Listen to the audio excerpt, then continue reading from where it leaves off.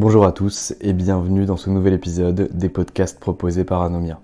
Je m'appelle Valentin Tonti-Bernard et j'ai décidé de fonder ce podcast pour vous permettre de découvrir la vraie vie des avocats. Aujourd'hui, on vous propose un contenu un peu différent de ce qu'on propose par l'habitude. On a décidé de traiter une thématique sur un podcast qui va s'appeler La méthode et l'épisode numéro 1 va être consacré à l'utilisation de LinkedIn pour les avocats. C'est un test, n'hésitez donc pas à nous dire si ce podcast vous plaît, si ces thématiques vous plaisent et à nous proposer d'autres thématiques pour qu'on puisse creuser. J'ai eu le plaisir de recevoir Alexis Choucroune de l'agence Arnaud et Alexis qui se consacre exclusivement à LinkedIn. Alors eux n'utilisent pas ces services pour les avocats, mais l'utilisent pour des décideurs de grandes entreprises comme par exemple la DRH du PSG ou bien d'autres personnes encore. Avec lui, on a échangé sur les bonnes pratiques sur LinkedIn, sur la méthode à suivre pour pouvoir avoir un réseau qui était pertinent, pour travailler sa marque employeur, sa notoriété, son acquisition. Je vous laisse découvrir ce podcast et n'hésitez surtout pas à me faire vos retours. Bonne écoute. Eh bien écoute, bonjour Alexis Choucroune, tu es mon cobaye, puisque aujourd'hui c'est le premier épisode sur le podcast Advocate où on va décider de parler un petit peu d'autre chose que les avocats. L'objectif c'est vraiment d'aborder une thématique. Toi pour te présenter, je vais le faire. Ouais. Tu es le patron t'es le copatron de l'agence Arnaud et Alexis. Tu t'appelles Alexis Choucroune et j'aimerais bien que tu puisses un petit peu nous dire ce que tu fais et pourquoi tu as fait ça. Oui, bien sûr. Merci Valentin de me cobayiser en live, c'est un grand plaisir. Alors pour me présenter rapidement, j'ai un parcours comptable et financier. J'ai rencontré Arnaud, mon associé, qui a un parcours littéraire. Et tous les deux, il y a 5 ans, on a monté une agence de communication influence spécialisée sur LinkedIn. Exclusivement dédiée même à LinkedIn. Exclusivement dédiée à LinkedIn. On ne fait pas du tout de Facebook, Instagram, etc. Dès le début, on a choisi LinkedIn. Ou c'est plutôt LinkedIn qui nous a choisis parce que du coup Arnaud, petit, il avait écrit une pièce de théâtre dans son coin à 15 ans. Cette pièce a été jouée dans Paris quelques fois. Un petit bouche à oreille a commencé à naître et on lui a conseillé de s'inscrire sur LinkedIn. Début 2016, Arnaud, bon soldat, il se crée son profil, etc. Et vu qu'il n'aime pas faire les choses à moitié, il a contacté très rapidement 5000 personnes. Alors lui, c'était à destination des médecins parce qu'il voulait... Il a passé 10 années de son enfance dans les hôpitaux, donc il voulait toucher ce public parce que la pièce parlait de ce sujet-là. Et donc il contacte 5000 médecins très rapidement, il monte dans les algorithmes très vite, il comprend ce qu'il faut faire, ce qu'il ne faut pas faire. Et du coup, en cumulé sur l'année 2016, l'actualité de sa pièce touche 6 millions de personnes et ça devient un des buzz culturels de l'année en France. Donc voilà, il se retrouve avec ça. Et à la suite de ça, il y a un premier entrepreneur qui vient vers lui, qui a entendu parler de sa pièce, qui voit un peu lui comment il raconte tout son storytelling autour de son actualité, de son projet. Et il dit c'est génial ce que tu as mis en place, est-ce que tu peux transposer un peu tes méthodes et le faire pour moi et pour ma boîte? Lui, un peu curieux aussi, il se dit moi j'aime raconter des histoires, que ce soit sur ma pièce de théâtre ou pour quelqu'un d'autre qui fait un métier complètement rien à voir. Arnaud est conteur. Mais vraiment, il adore écrire et il adore se mettre à la place des gens et raconter des histoires. Et donc du coup, il le fait pour ce premier client, pour un deuxième, pour un troisième. Moi, je le rencontre lors d'une représentation de sa pièce de théâtre. On s'entend très bien. Il a cette expertise LinkedIn très forte. J'ai ce côté un peu plus business de par mon background que lui, parce que lui, en études de lettres, tu n'apprends pas ce que c'est une start-up, un CEO, un bilan comptable, des trucs comme ça. Et on partage cet amour pour l'écriture et les lettres. Et donc voilà, on décide il y a 5 ans de monter l'agence Arnaud et Alexis, exclusivement sur LinkedIn, parce qu'en même temps, c'est à l'origine complètement du projet. On a découvert une opportunité de marché. Enfin, c'est Arnaud qui a découvert une opportunité de marché. On ne savait même pas que c'était un métier qui existait, d'être une sorte de community manager sur LinkedIn et de prendre la parole et de travailler avec les pages personnelles des dirigeants plutôt que les pages entreprises. Donc concrètement, ce que tu fais, c'est que tu vas voir par exemple le patron du PSG, tu lui dis écoute, voilà, moi je peux gérer ta page, voilà les objectifs que je peux atteindre, marque employeur, notoriété, business, acquisition, quoi que ce soit. Tu prends la main sur cette page-là et en fonction de la ligne éditoriale qu'il va avoir et de ses objectifs, tu vas faire tout le travail pour atteindre ses objectifs. Exactement. En l'occurrence, c'est avec la DRH du PSG qu'on voit, c'est pas le patron. D'accord, du coup c'était un exemple que je donnais, mais je savais pas que tu bossais avec la DRH du PSG, bon voilà, félicitations. Donc voilà, exactement, c'est ça. La personne nous dit j'ai envie d'être influente dans mon domaine. Mes cibles, les personnes que j'ai envie de toucher dans mon audience, ça va être les DRH des grands groupes, ça va être les gens dans le monde sportif, ça va être un peu des entreprises aussi, parce qu'ils travaillent beaucoup avec les entreprises. Et puis ma ligne éditoriale, on va la travailler un peu orientée sur évidemment le foot, mais aussi sur la gestion du Parc des Princes, aussi sur les équipes féminines, aussi sur les équipes dans les bureaux, parce qu'ils ne sont pas que 11 sur le terrain, mais ils sont des centaines derrière, sur l'équipe de handball aussi. Et donc voilà, c'est un peu tout un groupe et elle a envie de travailler sur différents axes. Donc on se construit une ligne éditoriale avec en général 3-4 axes pour avoir un peu de profondeur et pas lasser trop son public avec toujours les mêmes thématiques. Et puis voilà, on développe le réseau, on construit une audience, on poste une fois par semaine, c'est le rythme qui est correct pour montrer qu'on est là et en même temps se faire un petit peu oublier la fin de semaine et puis revenir la semaine d'après en variant toujours du coup les contenus d'une semaine à l'autre. Et comme ça, on commence à gagner dans le temps. On part en général sur des missions de 6 mois pour justement essayer de construire une communauté qui va s'engager sur ces thématiques, sur ces posts, et puis essayer d'avoir une sorte d'influence ou une expertise un peu reconnue auprès des bonnes personnes qu'on a envie de toucher. Très clair. Donc j'ai compris qui t'étais, j'ai compris pourquoi tu faisais ça et comment tu avais rencontré Arnaud. Ouais. J'ai vu un use case que tu nous donnes par l'intermédiaire de la DRH du PSG. Ouais. Concrètement aujourd'hui, le podcast est à destination des avocats, l'utilisation de LinkedIn pour les avocats. Première question, est-ce que tu penses qu'il y a moyen de percer pour un avocat sur LinkedIn ? Ouais, complètement. Alors c'est vrai qu'on a échangé avec quelques avocats. On a senti quelques réticences au début, parce que déjà on avait échangé il y a quelques années avec ces personnes-là, et que LinkedIn, il y a quelques années, c'est pas le LinkedIn d'aujourd'hui. On sent qu'il y a un passif assez lourd de déontologie, de non-prospection, de non-publicité, etc. Et du coup, ils sont assez frileux quand même pour prendre la parole, se montrer, essayer de récupérer des rendez-vous avec des personnes comme ça visées sur LinkedIn un peu au hasard. Voilà, ça c'est un peu mon ressenti de base. Après, moi de mon point de vue, je pense qu'il y a énormément de choses à faire pour les avocats parce que justement, il y a cette culture, en tout cas qui est un peu ancrée et donc du coup, ce nouveau médium est intéressant pour ceux qui ont envie de se lancer là-dedans, donc il y a une vraie place à prendre. J'ai envie de faire un petit parallèle avec les cabinets d'audit. Moi, c'est ma formation initiale. J'ai fait des études en compta en finance.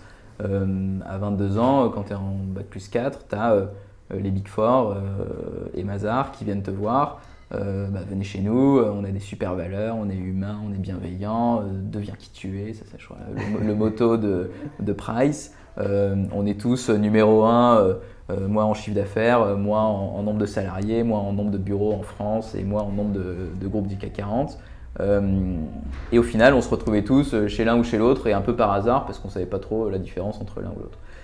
Et j'ai l'impression, alors je connais peu le métier d'avocat, mais j'ai quelques personnes autour de moi qui sont dans la profession, que c'est un peu la même où il y a les gros lawyers américains, il y a les très réputés français. Ils payent à peu près tous la même chose, ils ont tous les beaux bureaux, ils ont tous une expertise très forte. Et donc du coup, quand tu te retrouves avec ton barreau, qu'est-ce que tu fais ? Tu passes les entretiens et puis tu vas à gauche à droite, mais du coup, c'est les gens qui t'emmènent là où ils veulent que tu ailles, parce qu'évidemment, eux, ils veulent recruter, mais c'est pas toi qui le choisis. Alors que s'il y avait un associé ou un directeur en cabinet d'avocat qui prenait la parole sur LinkedIn toutes les semaines pour parler, pareil, avec une ligne éditoriale, avec une expertise un peu technique parce qu'on est très fort en propriété intellectuelle ou en fiscal et on a une expertise de niche là-dedans, et de présenter des cas concrets en disant j'ai envie vraiment de me confronter avec ces problématiques-là au quotidien, de me parler de l'esprit d'équipe parce que tous les vendredis il y a un pot là, on a accueilli Stéphane ce matin, regarde on a fait un truc, voilà, ça montre un peu l'état d'esprit, que lui parle de ses problématiques d'associé, d'avocat, son quotidien en disant voilà, je suis marié, j'ai 3 enfants, j'ai un boulot très prenant, aussi voilà, je vous montre comment je conjugue la vie pro, la vie perso. Tout ça mélangé, ça fait une ligne éditoriale un peu complète et du coup, je pense que ça donnerait envie. Il y aurait un côté beaucoup plus humain. Une page entreprise qui dit je recrute 5 juniors cette année, ça donne pas envie. Quelqu'un qui dit j'intègre une nouvelle personne dans mon équipe, on est déjà 6, voilà un peu, je vous les présente, etc.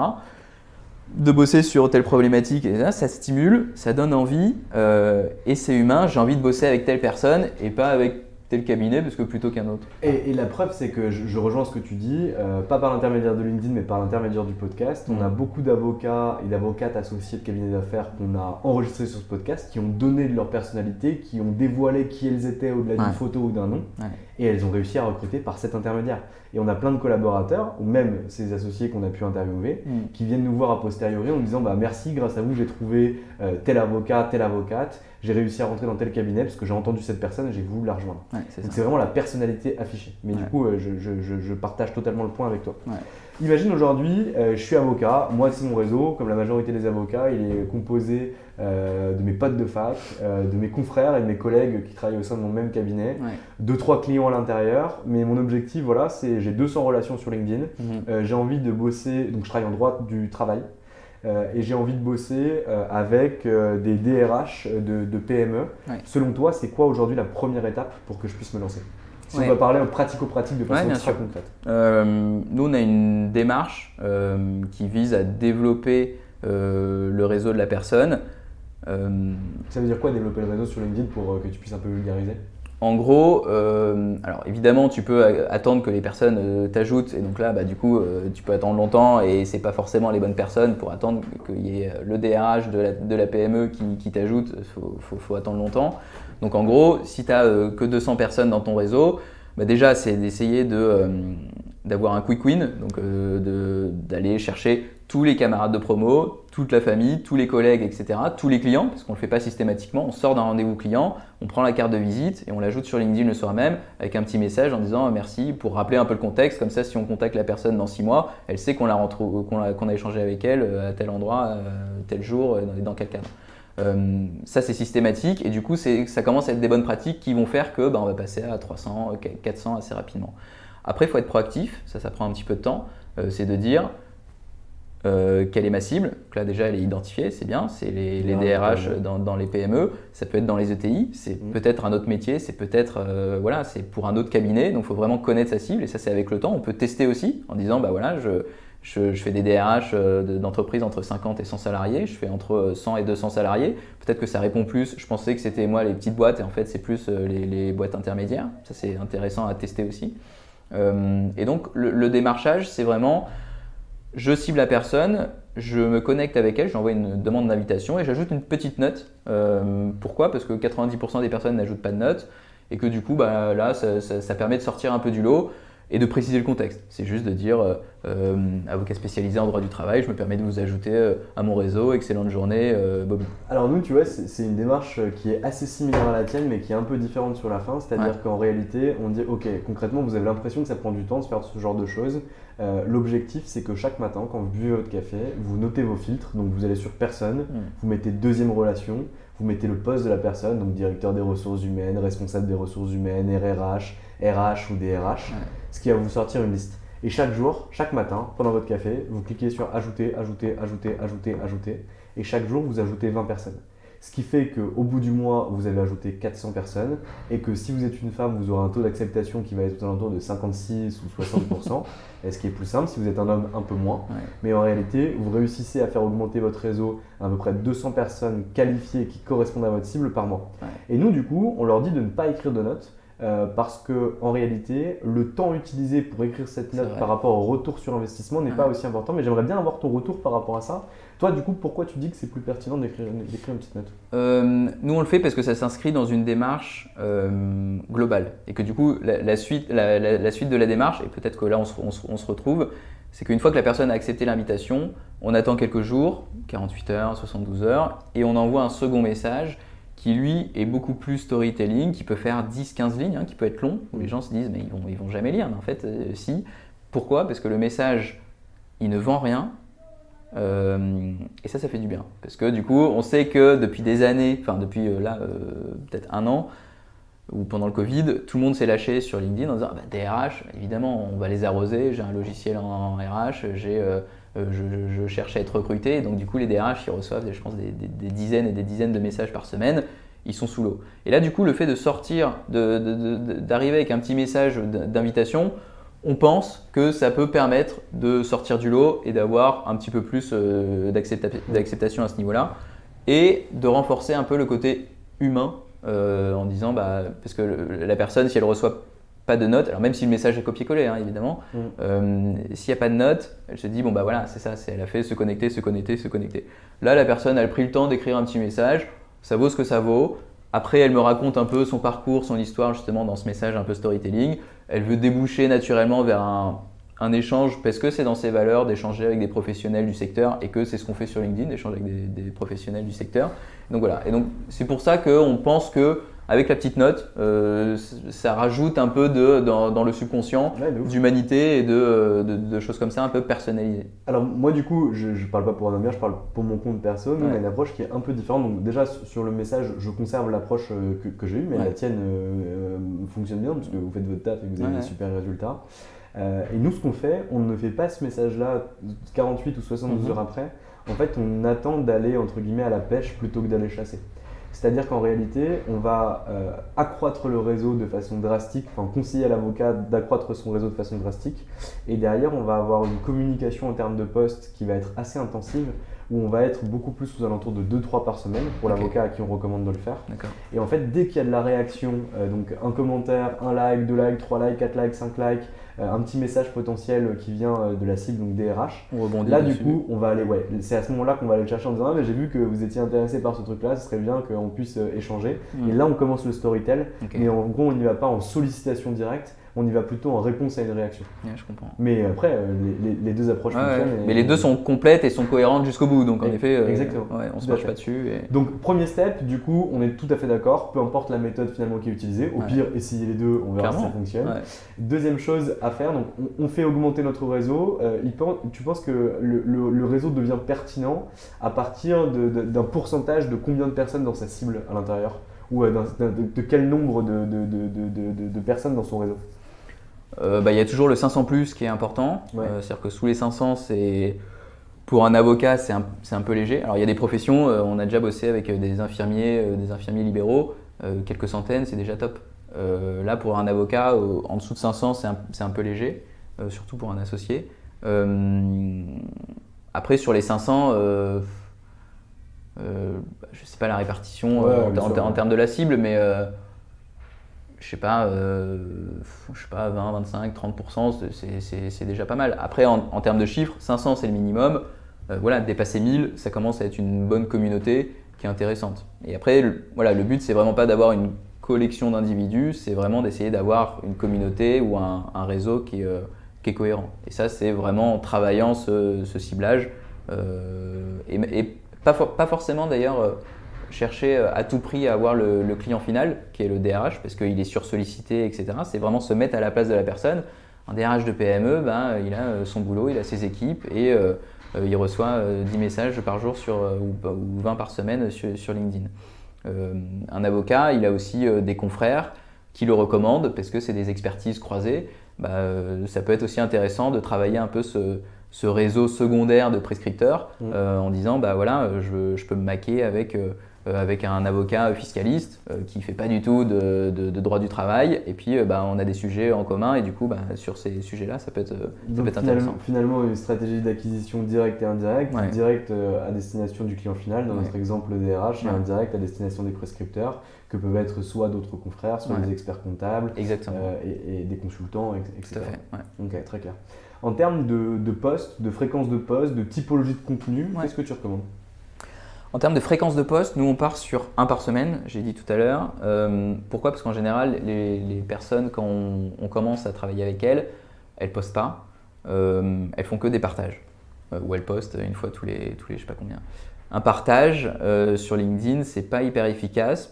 Pourquoi? Parce que c'est dans l'ADN de LinkedIn.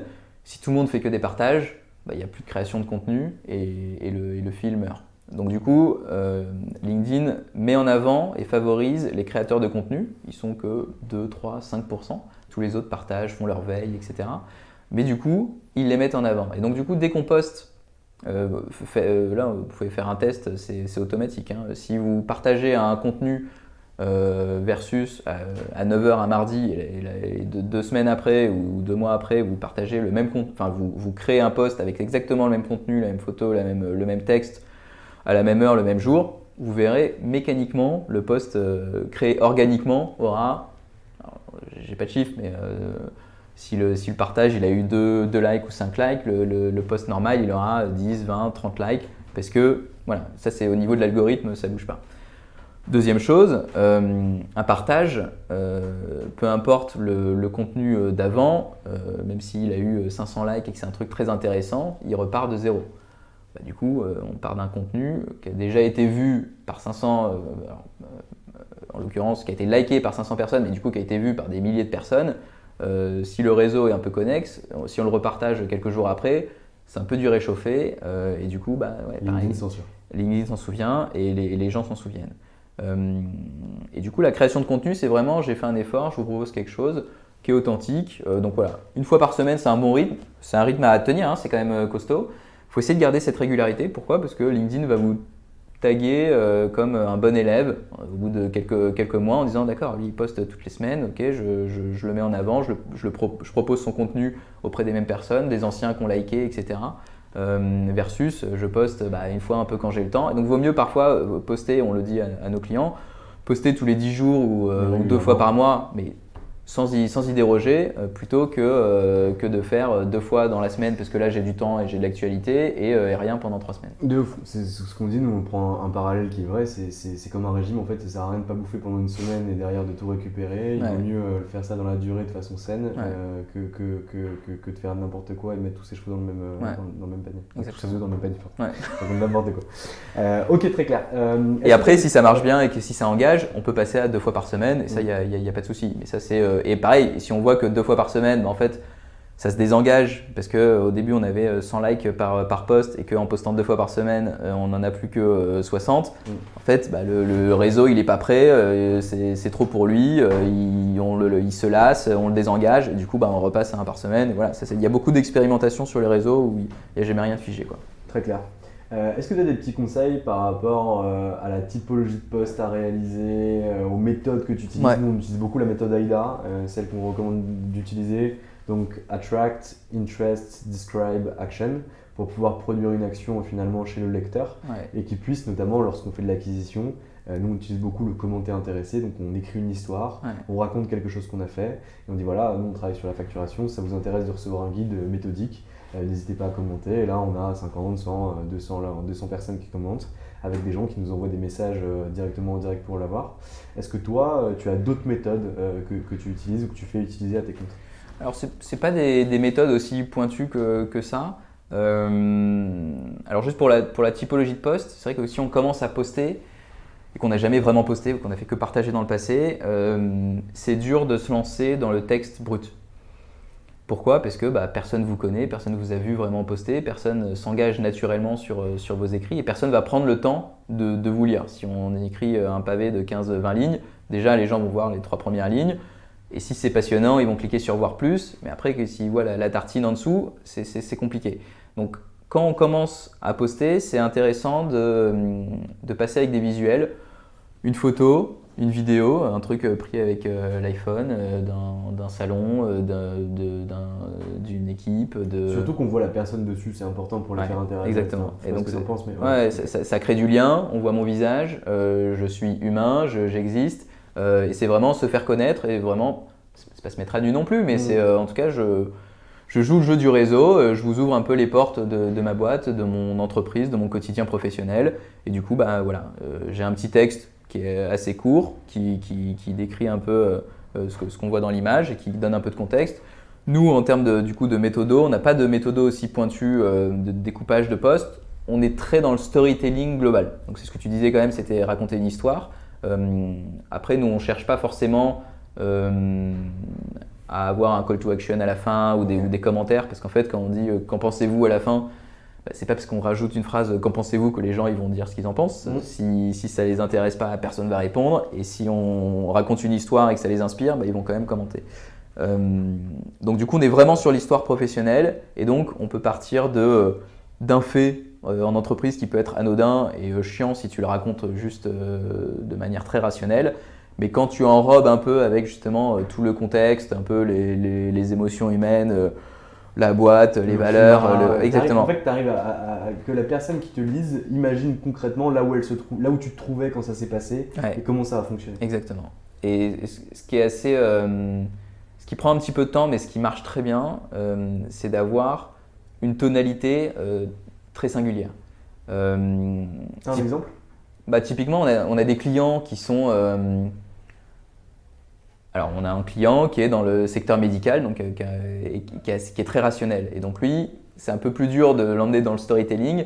Donc du coup, il nous donne pas mal de chiffres, etc. Mais du coup, c'est des posts un petit peu techniques. Donc il se ferme un peu son audience, mais qui engage du coup les médecins qui sont quand même intéressants pour lui. Donc ça, c'est vraiment un post assez technique et avec une tonalité très rationnelle, des phrases courtes. Il n'y a pas d'enrobage. À l'inverse, il y en a qui aiment bien mettre des smileys, qui font des phrases très longues, un peu alambiquées, avec un peu d'humour, avec un peu de choses comme ça. Et ça, du coup, nous, quand on prend la plume pour nos clients, ça met un petit peu de temps. Il y a quelques allers-retours au début sur les premiers posts pour essayer de décrypter un peu cette tonalité, ou même que la personne trouve sa tonalité, parce que parfois, si elle n'a jamais vraiment pris la parole sur LinkedIn, c'est de dire, ok, dans la vie, moi je suis quelqu'un d'ouvert, de rigolo, de sympa. Il faut aussi que les personnes qui vous connaissent dans la vraie vie retrouvent un peu de vous dans vos posts LinkedIn. Donc on ne calque pas quelque chose qui marche bien, on essaye vraiment de décrypter la personnalité de la personne. Et ce qui est magique, c'est que parfois, on a des clients qui arrivent à décrypter la tournure, l'écriture de posts sans même voir le nom et qui a posté.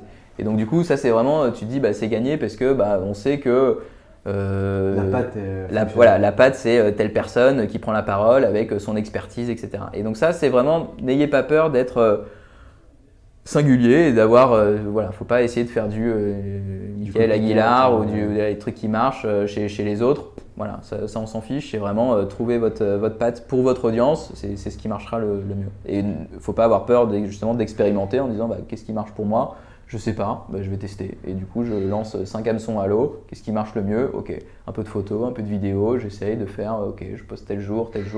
Les grandes règles, ça marche bien le mardi, ça marche bien le jeudi. Pas beaucoup de monde poste le lundi, ça marche moyen. Moi, ça marche quand je parle de ça. Ok, il s'est trouvé un truc et puis ça marche. Le vendredi, un post un peu léger, d'accord, avec une petite rubrique, le saviez-vous, pédagogique ou je sais pas quoi. Ok, ça prend et voilà, et c'est parti. Très clair. Et donc tu parlais des jours, mardi et jeudi, avec une plus forte audience, une plus forte réussite, en tout cas auprès de ce que tu as pu voir aujourd'hui. Bien sûr, itératif pour chacun. Exactement. Est-ce que tu as des heures à conseiller aussi? C'est une question qui revient souvent. Ouais, les heures, c'est plutôt le matin. Pourquoi? Parce que les grands moments de connexion dans la journée, c'est 8-10 heures en allant au boulot et puis en arrivant sur le lieu de travail. Midi, 14h à la pause déj et 18-20h. Ouais.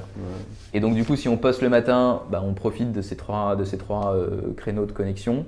Si on poste à 18h, pendant 18 à 18-20h, ça va tourner et puis après le soir va arriver et en fait le matin, il y a tous les nouveaux posts qui arrivent et donc du coup, votre post il a tourné une soirée et après il est relégué en bas du fil d'actualité le lendemain matin et donc du coup, c'est pas très intéressant. Donc postez le matin.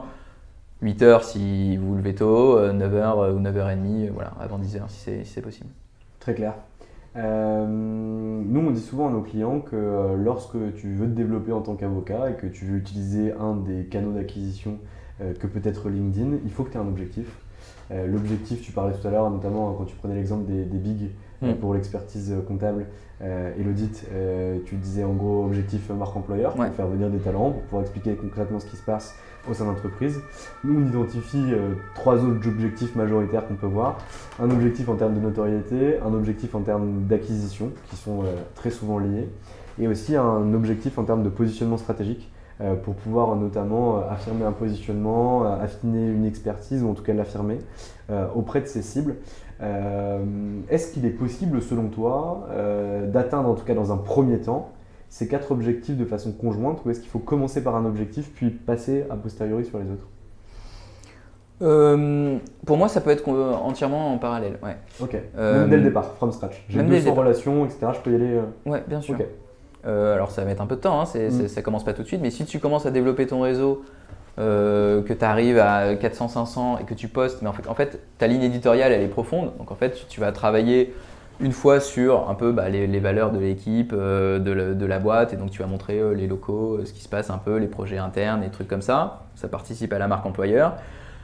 Une autre partie, un autre axe de ta ligne éditoriale, ça va être parler de ton expertise en disant voilà, des cas concrets, on a travaillé sur telle problématique fiscale la semaine dernière, il y a une nouvelle réglementation qui arrive à Bruxelles dans 2 semaines.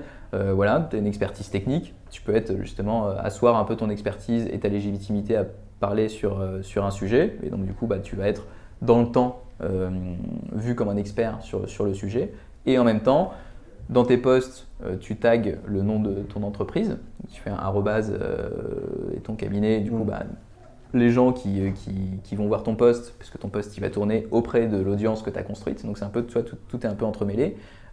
Ils vont voir le nom de ton entreprise qui est surligné en bleu, donc ils vont voir toutes les semaines cette personne-là qui parle de ce cabinet, parce que c'est voilà, avec ce nom-là, avec cette expertise fiscale, avec tel esprit d'équipe et choses comme ça. Et donc du coup, en parallèle, il y a le nom de ta boîte, donc tu participes à la notoriété. Il y a ton expertise parce que tu parles des cas concrets, des problématiques fiscales que tu adresses ou que tu traites.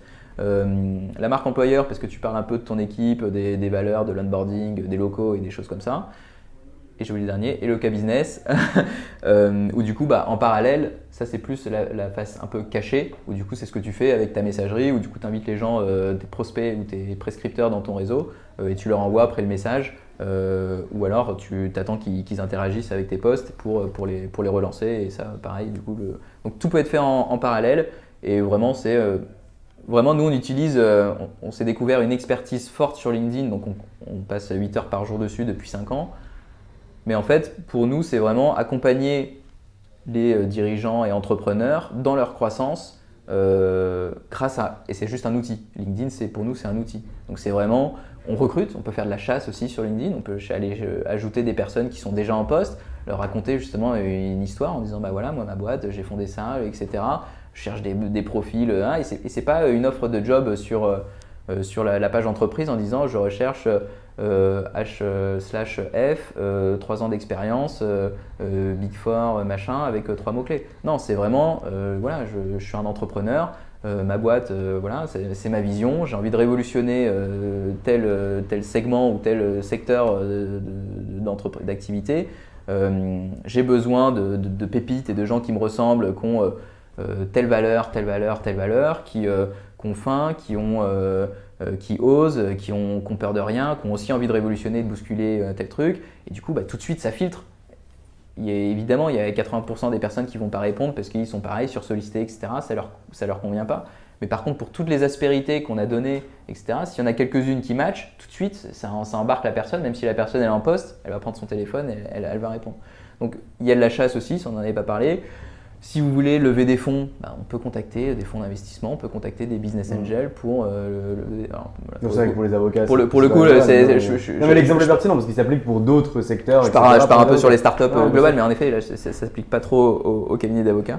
Mais voilà, marque employeur, business, notoriété. On parlait de temporalité tout à l'heure, Ouais. tu parlais un peu de temporalité en disant que ça prenait du temps, etc.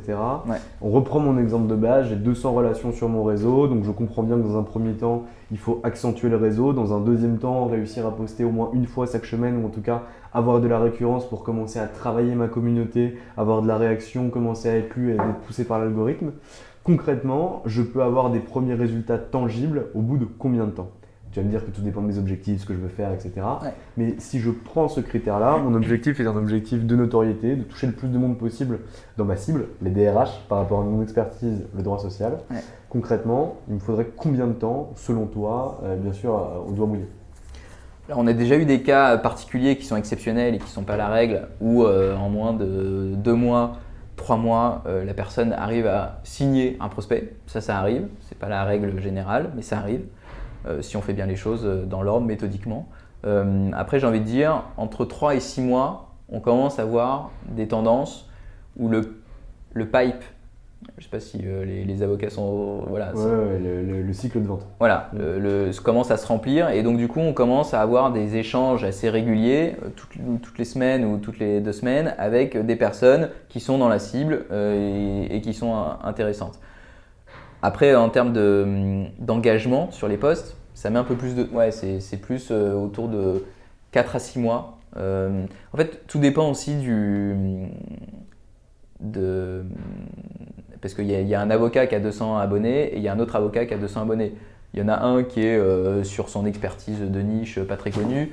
Il y en a un autre qui a 30 ans d'expérience, qui a un réseau physique incroyable, mais en fait qui a jamais pris le temps de se mettre sur LinkedIn. Et lui, ça va aller beaucoup plus vite parce que en quelques mois, il va rattraper.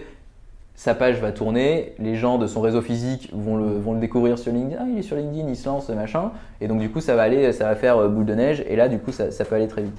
Donc, ouais, j'ai envie de dire, entre 3 et 6 mois, tu commences à avoir des résultats. Il y a des gens qui faisaient des petits pics à 100 likes quand ils postaient, mais voilà, et sinon, ils faisaient que des partages à 5 likes. Bah, en fait, quand tu leur donnes une structure et qu'ils remontent méthodiquement dans les algorithmes, c'est que de la méthode. Ils arrivent maintenant avec un socle vraiment de base où c'est 100 likes et puis après c'est 120, 150, 200, un pic à 300 et voilà, et on commence à construire quelque chose. Mais ça, c'est des personnes, c'est des dirigeants qui ont déjà un réseau physique, qui ont 20 ans d'expérience, etc. Après, un avocat un peu plus jeune, un peu plus voilà, c'est un petit peu plus dur, mais ça marche. Et vraiment, faut pas avoir peur de dire je fais tous ces efforts pour un coup d'épée dans l'eau. Non, c'est vraiment, ça prend du temps, c'est chronophage, faut le dire. Et en même temps, ça peut être, on peut aussi enfin, c'est pas que pour LinkedIn, c'est-à-dire que tout ce qu'on rédige, on peut le mettre sur un blog, sur un site internet, en podcast. Voilà, on peut l'utiliser, le réutiliser pour d'autres médiums. Et d'ailleurs, il faut le faire. Et il faut le faire. La bonne raison, c'est que le marketing, c'est un travail de feignant. C'est comment, en traitant un sujet, je peux réussir à le réutiliser, à le décortiquer, à le décrypter pour en tirer le meilleur et être le plus pertinent possible à destination de ma cible. On va pas travailler 25 heures pour traiter d'un sujet de la facturation.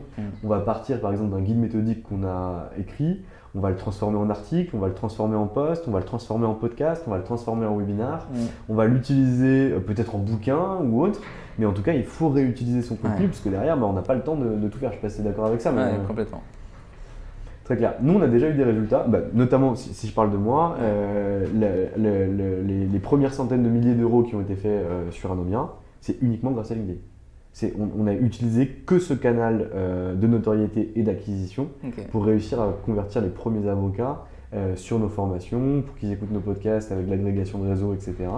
Et ça a été vraiment le seul canal d'acquisition. Après, on en est sorti, on demeure dessus pour faire de la notoriété et de l'acquise de newbies. Mais en réalité, après, on est passé sur du physique. Mais ça fonctionne très très bien. Ok, très clair. LinkedIn, c'est une bonne chose, mais en réalité, on est soumis aux variations d'algorithmes. On a eu des gros changements, notamment en 2021. Je ne sais pas si tu pourrais un peu nous en parler sur le deuxième semestre 2021. Comment on fait pour sortir finalement, utiliser la valeur qu'on a réussi à créer sur LinkedIn en passant de 5 likes justement à 100 likes sur chaque post et la transformer vraiment en valeur et en actif incorporel pour l'entreprise? Vaste question. Pour répondre à ta première partie de question, ouais, alors en effet, on est soumis vraiment aux aléas de LinkedIn, et donc c'est eux qui choisissent, et c'est pas en France, c'est tout se fait aux États-Unis. Ils choisissent la direction qu'ils veulent donner. En effet, je pense qu'il y a eu des abus ou des gens qui utilisaient des logiciels, des machins, qui envoyaient des centaines d'invitations par jour, qui spammaient un peu tout le monde, et du coup, il y a eu des dérives, LinkedIn a voulu fermer un peu les vannes et on a vu, le timing c'était un peu ce que tu disais. Je crois que c'est juillet 2021. Ouais, c'est ça. Ils ont fermé les vannes et on est passé à une limite d'une centaine d'invitations par semaine. Mais j'ai remarqué qu'il y avait donc moi au début j'avais ça et j'ai remarqué que lorsque tu as des posts qui percent vraiment de façon intensive, genre j'ai écrit un post il y a 2 semaines et il a fait plus de 150 000 impressions. J'ai l'impression qu'ils ouvrent les vannes pour les créateurs de contenu lorsqu'ils ont des choses qui réussissent. Je sais pas si c'est un truc que tu as remarqué. Ça, ce qui est difficile, c'est que c'est. Il n'y a pas de règles figées. Exactement. C'est pas comme Google qui communique sur ses mises à jour de l'algorithme. Mais voilà, j'avais entendu qu'ils communiquaient quand même déjà tous les 6 mois. Je sais pas ce qu'ils communiquent en tout cas par rapport au changement. 1500 critères SEO invérifiables. Ouais, bon, ok, très bien. Donc c'est aussi flou l'un que l'autre. Donc en effet, c'est vraiment c'est le côté empirique qui fait que tu vas gratter et à force de passer des heures sur le réseau, tu vas comprendre que en fait je peux plus faire autant d'invitations qu'avant et je suis bloqué. Là du jour au lendemain, tu te dis ok au lieu d'envoyer 200 invitations par semaine, on en envoie plus que 100. Par contre, on va passer 2 fois plus de temps à trouver les bonnes personnes et du coup affiner un ciblage. Et du coup, on a gardé à peu près les mêmes taux de retour avec moins d'invitations parce qu'on était beaucoup plus précis dans notre ciblage. Donc tu passes du quanti au quali. On s'adapte un peu comme on peut sur ça. Et on a vu aussi qu'en termes de visibilité de profil, on avait eu aussi un impact à partir de juillet qu'on tend à récupérer aujourd'hui, mais on a eu beaucoup de mal. Pour donner un ordre d'idée, c'est pas très important par rapport aux gens que tu dois driver, que tu dois prendre. Moi, j'avais 10 000 personnes qui venaient visiter mon profil sur les 90 jours, donc ce qu'on peut voir. Je suis repassé à 2000 personnes en juin. Et là, je remonte bon an, mal an à 6 ou 7 000 personnes sur 90 jours. Mais j'ai eu beaucoup de mal à le faire. Est-ce que toi, tu avais la même chose ou pas ? Ça, moi, je le check pas trop, les vues de profil. C'est pas une stat que tu donnes aux gens que tu follow, elle est pas pertinente pour eux ? Pas plus que ça. Comme les index, je sais plus comment ça s'appelle. Voilà, c'est un indicateur. Voilà, ça c'est un indicateur, mais pareil, ils ont leur sauce. Et du coup, moi, à un moment, j'avais un meilleur indicateur qu'Arnaud. Alors que dans la boîte, c'est plus Arnaud qui poste et c'est un peu lui la personne un peu visible. Et lui, il poste, il fait 700 likes dès qu'il poste. Et donc du coup, il ajoute beaucoup plus de monde. C'est cool d'aujourd'hui. Exactement. Attends-toi à un raz-de-marée. Un buzz. donc voilà. Donc le SSI, je ne sais pas comment il est calculé, mais nous on ne le trouve pas ultra pertinent. Ce qui les intéresse vraiment, c'est l'engagement, c'est de dire, ok, il y a combien de personnes. Alors de ma cible, on ne regarde pas exactement pareil, est-ce que la personne qui a liké, est-ce que c'est parfaitement ma cible. Mais en tout cas, l'engagement, c'est hyper important. Ça ne veut pas dire qu'un post qui a 50 likes versus tous les autres qui ont 100, 120, il n'est pas important. C'est juste que parfois, on ne maîtrise pas. Parfois, il y a aussi des bugs de LinkedIn. Parfois, il y a des posts, on ne comprend pas. Ça fait 10 fois moins de vues que le post de la semaine dernière. Il n'y a pas eu de changement au niveau de… c'est à la même tonalité, etc. C'est dans la ligne éditoriale. Voilà. Donc parfois il y a des bugs au niveau de LinkedIn, on ne comprend pas. Parfois aussi ça intéresse un peu moins les gens. Et parfois ça intéresse un peu moins les gens, on ne comprend pas pourquoi, on s'attendait à un truc et finalement voilà. Et c'est quand on s'attend à rien que ça pète. Voilà. Je ne sais pas si ton meilleur podcast, tu pensais dès le début que c'est celui qui allait avoir le plus d'écoute d'avance ou Ouais, j'avais une petite idée sur le podcast, okay. J'avais une petite idée là-dessus. Sur les posts LinkedIn, non, t'as raison. Des fois, je m'attends à avoir vraiment un truc où je l'écris le matin, je suis ultra inspiré, je trouve que je l'ai bien rédigé, que j'ai une patte, etc. Ouais. Et j'arrive difficilement à 100 likes. Ouais. Et des fois, je fais un post que j'écris en 5 minutes, typiquement à 18h, un truc que je fais normalement jamais. Ouais. Avant de me barrer du bureau, je claque mon écran, j'arrive chez moi, j'ai 35 minutes de marche, j'arrive chez moi, il y a déjà 80 commentaires, 75 likes. Et c'est après, je suis là en mode, j'ai pas compris ce qui s'est passé. Ouais, exactement, ça c'est la magie de LinkedIn. Donc là, on parlait pas mal des pages perso, moi aussi je crois beaucoup aux pages perso parce que vraiment c'est incarné par quelqu'un, tu as vraiment un personal branding qui retraduit derrière le positionnement de l'entreprise et beaucoup de choses. On voit vraiment de l'émotionnel, du marketing émotionnel qui est ultra pertinent. Mais si aujourd'hui on te dit ok Alexis, moi voilà, j'ai kiffé ton podcast, j'ai un cabinet d'avocats avec 5 avocats à l'intérieur, je suis associé, j'ai 4 collaborateurs et j'ai une page cabinet, comment tu fais? Je te donne la main sur tout. Ouais. Comment tu fais pour tout coordonner? Qu'est-ce que tu postes où? Comment tu fais des liens entre les différentes choses, etc. Ouais. Très bonne question. Mais on nous la pose souvent, le côté un peu stratégie, comment ok, j'ai bien compris la différence page perso, page pro, mais après comment je conjugue tout ça au sein de ma boîte ou de mon cabinet. Alors, la page entreprise, en effet, elle tournera toujours moins qu'une page personnelle. Pourquoi? Parce qu'on attend que les gens s'abonnent. Alors on peut envoyer quelques invitations à s'abonner à la page. 100 par mois, c'est ça? 100 par mois via le réseau de l'administrateur. Mais du coup, on peut pas les choisir. On attend qu'ils acceptent l'invitation. Et de toute manière, le réseau LinkedIn a été fait pour les humains, pour les personnes, et pas forcément pour les entités. Du coup, le même post sur une page personnelle ou sur une page entreprise, il aura beaucoup plus d'engagement avec une page personnelle parce que c'est ce que tu disais, il y a de l'émotionnel. Et l'algorithme de base est fait pour booster les pages personnelles. Mais il faut quand même avoir une page entreprise, c'est important. Ce qu'il faut faire, c'est déjà avoir tous les salariés avec une expérience rattachée à la page entreprise. Parfois, il y en a qui se créent une expérience, qui tapent le nom de l'entreprise, mais qui ne cliquent pas sur l'entreprise avec le logo, du coup c'est grisé, etc. Et du coup, quand on clique sur la page entreprise, on ne retrouve pas toutes les personnes au sein de la structure, ça c'est un peu dommage. Donc c'est vraiment avoir ce truc un peu propre en me disant, voilà, je montre tous les employés qui sont dans la structure. La page entreprise, elle a vocation à stocker de l'information. Elle a un ton du coup beaucoup plus institutionnel qui peut s'apparenter à une communication de site internet. Donc du coup, il ne va pas y avoir spécialement d'émotionnel ou de choses comme ça. On peut poster tous les 15 jours, c'est pas grave. Le but, c'est vraiment que quand justement une personne se balade sur LinkedIn, qu'elle tombe sur en général une page personnelle, elle descende dans les expériences. Ah bah d'accord, cet associé il bosse chez Bobby Bobby et associé. Bobby et associé. Je clique sur Bobby et associé, page entreprise, ok. Et on voit qu'elle n'est pas morte au moins la page. Exactement. Il y a quand même de l'activité tous les 15 jours. Il y a une petite description, il y a un peu de matière. Ah bah ouais, il y a des use cases, il y a de la il y a quelques use cases, il y a quelques recrutements, il y a quelques offres d'emploi et choses comme ça. Il y a un peu d'activité. 2-3 classements et basta. Exactement. Ça rassure, ça existe, ça fait le job. Il y aura toujours quelques centaines, quelques milliers d'abonnés au mieux et on n'a pas besoin de chercher plus. À l'inverse, il y a une page personnelle, ton associé, ça va être l'ambassadeur de son entreprise, l'ambassadeur naturel de son entreprise. Lui, il va prendre la parole avec un discours beaucoup plus incarné. Dans chaque post, il va taguer la page entreprise. Et donc, du coup, ça va être le chemin toujours de… en fait, nous, on le voit systématiquement. Dès qu'Arnaud poste sur sa page personnelle en taguant la société Arnaud et Alexis, on voit que la page entreprise gagne toujours quelques abonnés parce que du coup, les gens, ils voient le post d'Arnaud, ils cliquent sur la société, ils sont rebasculés et ils s'abonnent dans la foulée. Donc ça, c'est aussi une manière indirecte de faire croître la communauté de la page entreprise et de rester un peu dans la tête des gens. Mais donc voilà, il y a toujours la page entreprise qui est là avec un petit socle et avec une communication limitée, parce qu'en fait, ça sert à rien de se craquer sur une ligne éditoriale, un calendrier, machin très poussé, parce que ça va être vu par quelques dizaines, centaines de personnes. C'est pas ça qui va avoir une grande viralité. C'est vraiment juste pour, on l'a dit, réassurer et montrer qu'on existe. Et puis après, c'est vraiment la page personnelle. Là, si c'est un petit cabinet avec un seul associé, c'est un seul. Après, si c'est un plus gros cabinet avec plusieurs expertises très fortes et plusieurs associés dans différentes expertises, ça peut être intéressant d'avoir plusieurs ambassadeurs avec des lignes éditoriales un peu différentes pour justement parler un peu de telle practice, de telle équipe et de choses comme ça.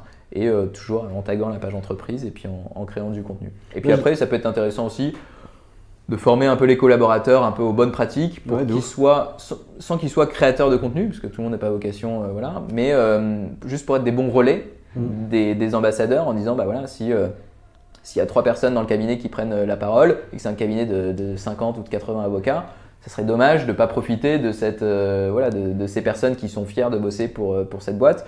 Et donc du coup de leur dire il vaut mieux liker et commenter un post de quelqu'un de l'équipe plutôt que de le partager.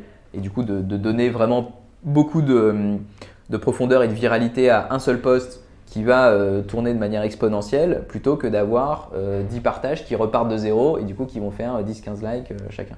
Je suis carrément d'accord. Alors nous, on a sur la fin, je suis carrément d'accord. Ouais. Sur le reste, on a une autre analyse. Nous, on est assez… mais parce qu'on a le temps de le faire, on a une personne qui est dédiée à ça. D'accord. Mais on publie pas mal sur notre page pro. Okay. On doit avoir à peu près un post par jour ou un post tous les 2 jours qui doit sortir dessus. Ouais, c'est beaucoup, et on a de l'autre côté ce qu'on appelle nous une stratégie 4 fantastique, Avenger ou peu importe comment tu l'appelles. Ouais. Où en réalité, Jérôme et moi, donc mon associé Jérôme, on incarne vraiment la société, on la fait bouger. On a une ligne forte qui est très rattachée à nos personnalités. Et derrière, on a nos salariés, nos collaborateurs qui, eux, vont avoir des sujets de prédilection sur lesquels ils vont avancer. Okay. Et en réalité, on a vraiment une ligne qui est à chaque fois dans le positionnement stratégique et marketing de l'entreprise, dont nous faisons les relais avec Jérôme. Et donc derrière, on fait ruisseler ça sur des thématiques particulières pour Agathe, Caro, Val et les autres qui, eux, vont relayer. Est-ce que tu l'as déjà vu, ce genre de choses? Tu l'as déjà fait? Qu'est-ce que tu en penses? Et du coup, sur la page entreprise, tu postes régulièrement La page entreprise est le relais en réalité des actualités et des nouveautés en termes de contenu qu'on sort sur le site internet. Concrètement, tu vois, lundi par exemple, on va avoir le podcast avec toi, tu vois, qui va sortir, il va être publié sur le site internet, on va le relayer directement à l'intérieur. Et à chaque fois, on tourne en fonction de la personnalité et de l'agrégation de réseau qu'il va avoir entre 30 et 100 likes sur la page entreprise. Tu postes en organique sur la page entreprise? Ouais, de ouf, tout le temps. Et ça tourne entre 30 et 100. Entre 30 et 100. Des fois, on a des pics qui sont plus importants. Des fois, on a des flops. Mais c'est moins linéaire que ce qu'on peut avoir sur nos pages perso avec nos équipes. D'accord. Mais toi, en termes de socle, quand toi tu postes, régulièrement, c'est quoi à peu près la base que tu peux avoir en termes d'engagement? Alors, en termes d'engagement sur la page pro, donc en termes d'impression, on est entre. Non, mais en like plutôt. Sur mon profil, Ouais, sur toi, le profil, sur toi. sur mon profil, on est entre 100, en règle générale, c'est Ouais. minimum 100 et ça peut monter jusqu'à 600 ou 700, mais on est beaucoup plus proche en moyenne entre 100 et 150. Ok. Et du coup, pourquoi tu posterais pas notre podcast par exemple lundi sur ta page au lieu de la page pro? Parce qu'en réalité, on a créé une récurrence et une habitude auprès de nos utilisateurs, D'accord, tant ouais. et si bien que des fois on le teste, des fois sans le faire exprès. Ok. Quand le lundi, il n'y a pas de podcast qui sort, ça fait 2 ans maintenant qu'on le fait, Ouais. on reçoit des messages pour savoir si on a eu un problème, s'il y a eu une difficulté ou quoi que ce soit. Donc on a réussi à créer une récurrence marketing. Et un manque? Peut-être pas un manque, mais en tout cas une récurrence marketing Ouais. auprès d'une belle communauté. Ok. Et la dernière fois que je ne l'ai pas fait, je me suis fait disputer par plusieurs avocats, élèves avocats, associés, collaborateurs, Ok. en disant mais putain, qu'est-ce que tu fais? C'est pas parce qu'on est le lundi de Pâques ou le lundi de Pentecôte que derrière Ok. il va pas avoir de podcast. Donc Très c'est clair. assez sympa et on voit qu'il y a une récurrence qui s'opère comme ça. Ok. Nous en général, ouais, on garde tout ce qui a du potentiel, on le garde pour vraiment voilà, la page personnelle parce qu'on sait que la viralité passe par la page personnelle. Le contenu voilà, institutionnel sur les grandes étapes clés de la boîte, on le garde sur la page entreprise. C'est voilà, on stocke l'information et voilà, c'est vraiment le split qu'on a. Mais c'est ce qu'on recommande aussi à faire, enfin ce que tu utilises, c'est ce qu'on recommande aussi à faire aux avocats pour une simple et bonne raison, c'est que déjà passer du temps pour accroître son réseau par rapport à ses cibles, poster de façon régulière, travailler un peu sa communauté en écrivant des messages, etc.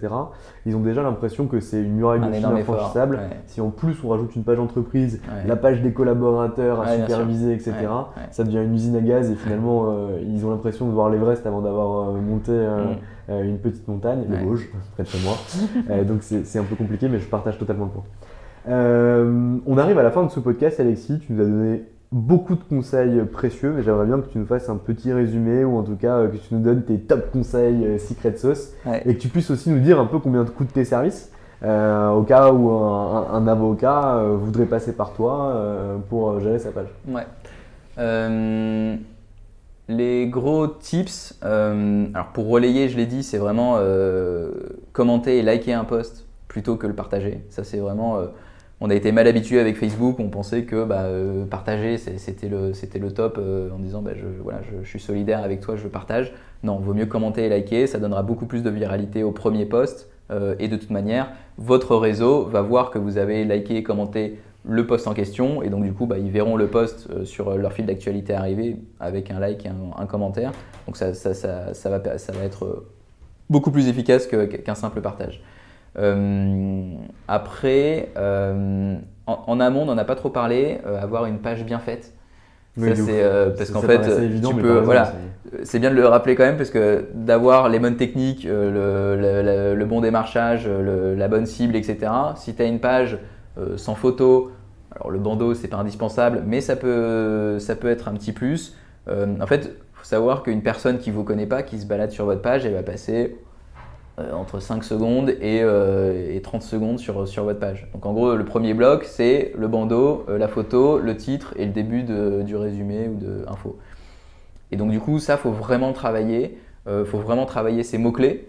Alors les titres, pour les avocats, c'est assez simple. Hein, c'est associé, c'est partenaire, c'est lawyer, c'est voilà. Et sur le positionnement aussi, si tu es par exemple partenaire en M&A exclusivement dédié à la pétrochimie, à la chaudronnerie et au transport, vraiment le mettre immédiatement dans le titre. Exactement. Ça, c'est hyper important. On peut avoir une page en double langue. Ça aussi, les gens ne l'utilisent pas forcément. Parfois, ils mettent leur résumé en français, ils font un bloc en anglais en dessous.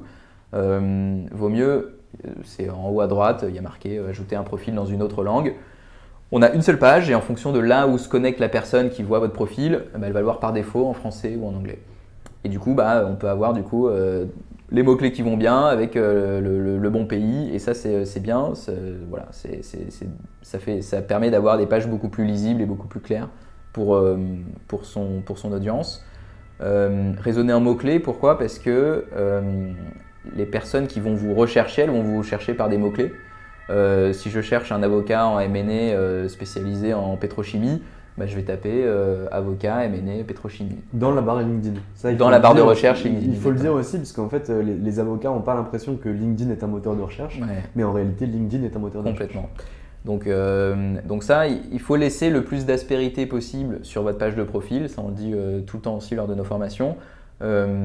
Pourquoi ? Parce que même si il y a plusieurs avocats et plusieurs cabinets qui ont une expertise très forte en M&A pétrochimie, pourquoi j'aurais envie de bosser avec, et du coup là c'est pas avec des cabinets, c'est plus avec des personnes, pourquoi j'aurais plus envie de bosser avec Bobby et pas Chantal ? Et ben du coup Bobby, lui dans sa page de profil, il marque qu'il est partenaire en pétrochimie M&A, mais qu'il aime la voile, il a une vision du client et comment il le traite avec un service très pointu, qu'il est technicien mais en même temps il travaille beaucoup en équipe, etc., qu'il aime échanger, etc. Et donc tout ça va faire que en fait, lui, je le sens bien et parfois ça se joue sur des détails en disant voilà, pourquoi l'un et l'autre, parce que parfois quand on tape DRH ou avocat M&A et pétrochimie, il y a 15 profils, ils se ressemblent tous et quand il n'y a pas assez d'informations, comment on envoie un peu les invitations au hasard, et là de dire voilà, j'ai envie de travailler avec celui-là et lui je le contacte parce qu'il a laissé le plus d'aspérité possible sur son profil. Donc ça c'est hyper important. Donc ça c'est pour le profil et après c'est essayer d'avoir cette rigueur de développement de réseau. Ça en effet c'est aussi une bonne technique de le faire tous les matins au petit-déj. C'est pas violent, ça coûte pas grand-chose. C'est une bonne habitude à prendre. Et après, rapidement, il y a un petit jeu qui va se mettre en place parce que j'ai eu pas mal d'invitations cette semaine, il y a un peu l'ego qui arrive, j'ai fait 23 likes cette semaine, j'en ai fait 10 la semaine dernière, et toi, tu en as fait combien ? Et parfois, on sent que dans des entreprises, il y a des émulations qui commencent à se passer et ils se comparent un peu, et chaque ambassadeur a son réseau, a sa ligne éditoriale, et il y a un peu un jeu des chiffres, et c'est que des cercles vertueux qui se mettent en place. Donc il n'y a pas de concurrence et c'est important. Le personal branding, on voit que ça sert aux objectifs de la boîte en tant que tel, mais ça reste aussi des objectifs personnels de visibilité, de notoriété personnelle. Et ça, faut pas l'oublier, c'est important pour vos carrières personnelles. Mais moi, par exemple, je suis passé sur 2 podcasts, donc le podcast de Réal, Géré par Estelle Abou, et le podcast Dans la tête d'un CEO de Yacine Scali. J'ai écrit un bouquin, en réalité, ces 3 éléments-là qui sont en réalité des vanity metrics de mon côté, on vient me poser des questions, etc. Ça a permis de générer à peu près 50 000 ou 100 000 euros de chiffre d'affaires pour Anomia. Parce qu'en réalité, on voit encore plus l'individu derrière la société. Exactement. Bon, dernière question du coup, tes tarifs, ta gestion, etc. Si je suis avocat, donc je gère un cabinet d'avocats en droit social, je suis partenaire de ce cabinet, j'ai pas le temps de gérer ma page LinkedIn, j'en ai pas envie, je t'ai trouvé vachement bon, j'ai envie de te rencontrer, ça coûte combien ? Alors me rencontrer, ça coûte rien. Il suffit de passer par toi ou de me contacter sur LinkedIn, c'est gratuit. Après, on fait des sessions de formation. Donc ça, c'est vraiment si vous avez envie de comprendre un peu tous les rouages de LinkedIn et de devenir efficace et autonome très rapidement. Ça, c'est plus pour les petits cabinets en général. Ou alors former un peu toutes les équipes sur LinkedIn en disant quels sont les principes clés, les 10 tips pour refondre sa page, être visible, bien relayé, etc. Ça peut être aussi, Les tarifs, c'est entre 1500 et 2000 euros la demi-journée. Ça, c'est la partie formation / conférence. Et puis après, pour la partie développement de réseau auprès de vos cibles, donc en fait, on prend vos codes, on se connecte sur votre page. Développement de réseau auprès de vos cibles et puis un post par semaine. Ça, on varie entre 1600 et 2000 euros par mois. Selon les objectifs, la typologie du poste que vous exactement, la profondeur du marché, etc. Enfin un peu tout ça.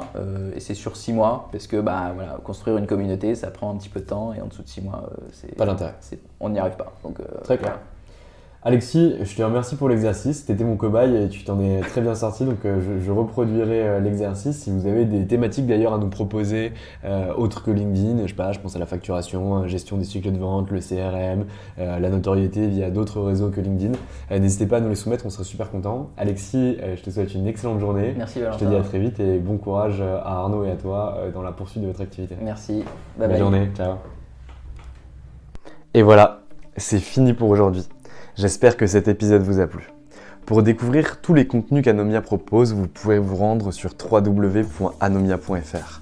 Vous y trouverez des vidéos, des podcasts, des articles et également nos propositions de formation et d'accompagnement dédiées aux avocats, dédiées au business des avocats. Je vous souhaite une excellente journée et n'hésitez surtout pas à nous contacter. À bientôt.